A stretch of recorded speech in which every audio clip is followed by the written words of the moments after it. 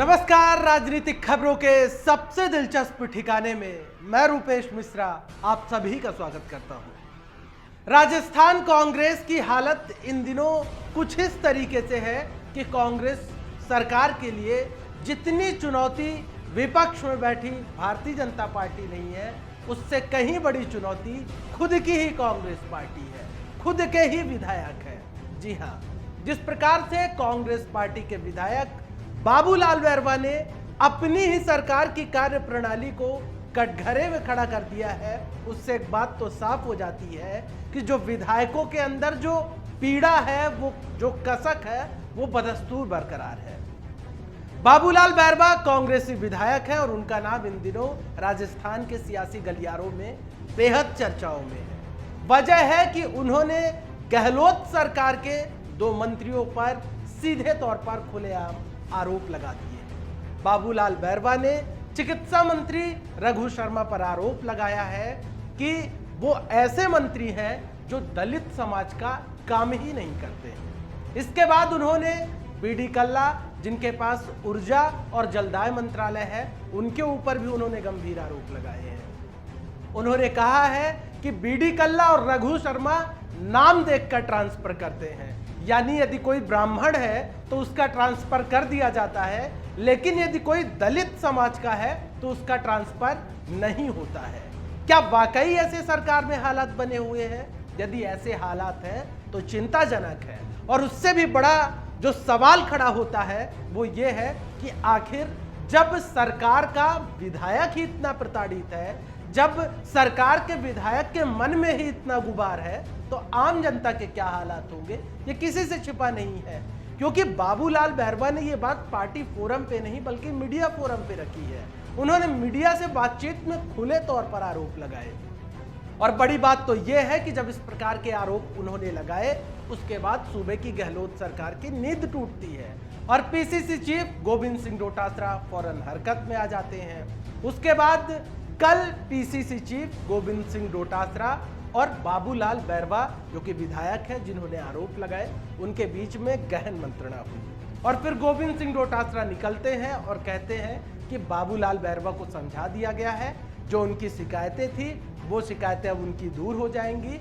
और इसी के साथ साथ जो बड़ी बात है वो ये है कि गोविंद सिंह डोटासरा ने कहा कि मुख्यमंत्री गहलोत और बाबूलाल बैरवा, विधायक बाबूलाल बैरवा की भी बातचीत हो गई है।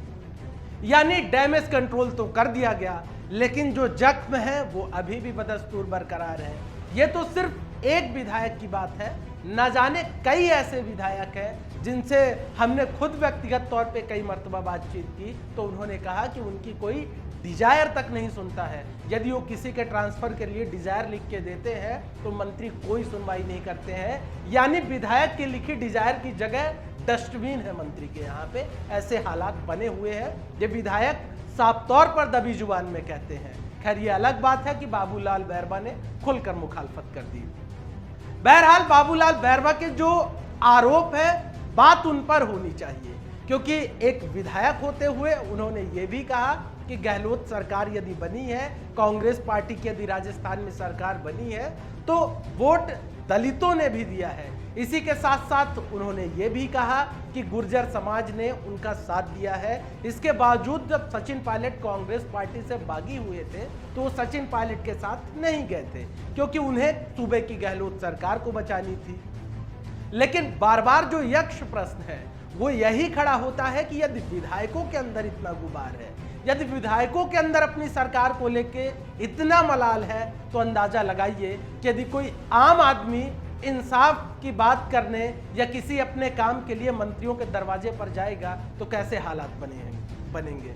अब और मैं आपको व्यक्तिगत तौर पे अपना अनुभव बता दूं कि यदि आप राजस्थान सरकार के ज्यादातर मंत्रियों के आवास के बाहर जाएंगे तो आपको गेट के अंदर नहीं घुसने दिया जाएगा, और यदि आप किसी तरीके से गेट के अंदर घुस भी जाते हैं तो आप मंत्री से नहीं मिल पाएंगे, मंत्री से अपनी बात नहीं कर पाएंगे। ज्यादातर आम जनता के पास मंत्रियों के फोन नंबर तक नहीं है, और यदि कुछ एक मंत्रियों के फोन नंबर है भी तो मंत्री फोन नहीं उठाते हैं, क्योंकि वो मंत्री बन चुके हैं।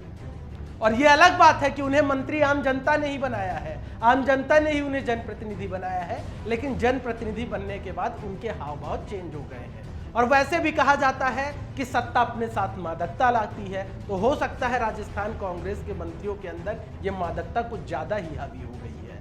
लेकिन यहाँ पर बड़ा सवाल ये है कि यदि कांग्रेस पार्टी के विधायकों के अंदर ही इतना मलाल है तो जाहिर तौर पर विरोधियों की जरूरत नहीं है भारतीय जनता पार्टी की आने की।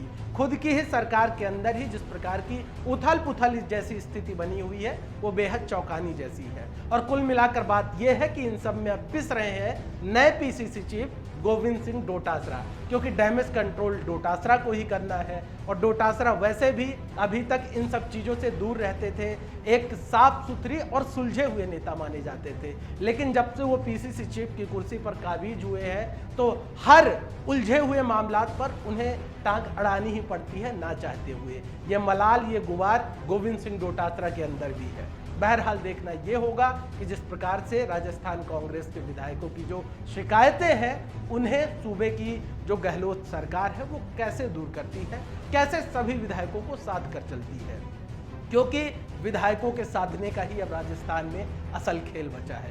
क्योंकि सचिन पायलट और अशोक गहलोत के बीच कैसे शीत युद्ध जैसे हालात चल रहे हैं वो किसी से छिपे नहीं है। दोस्तों, राजस्थान की हर सियासी उठापटक पर हमारी पैनी निगाहें बनी हुई है। हर बड़ी खबर आपके समक्ष हम लेकर हाजिर होते रहेंगे। तब तक के लिए नमस्कार।